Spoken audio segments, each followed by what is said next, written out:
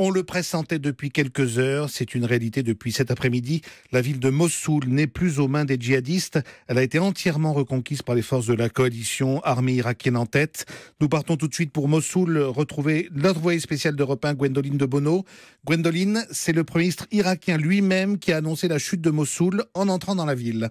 Oui, pour les forces irakiennes, c'est la plus difficile des batailles qui prend fin. Ce soir, elles contrôlent presque toute la vieille ville. Dans chaque boutique éventrée, dans chaque artère qui mène à des ruelles où les gravats s'entassent, des soldats tiennent les positions. La plupart, exténués par les combats et par les 50 degrés qui écrasent Mossoul, se disent simplement fiers d'avoir terminé leur mission. Cette victoire, le Premier ministre est venu la proclamer dans la ville, mais eux ne la fêtent pas encore, car certains de leurs camarades sont encore au front.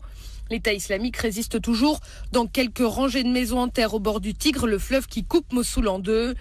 Des panaches de fumée s'élèvent de la vieille ville, car ce soir, l'aviation de la coalition frappe encore.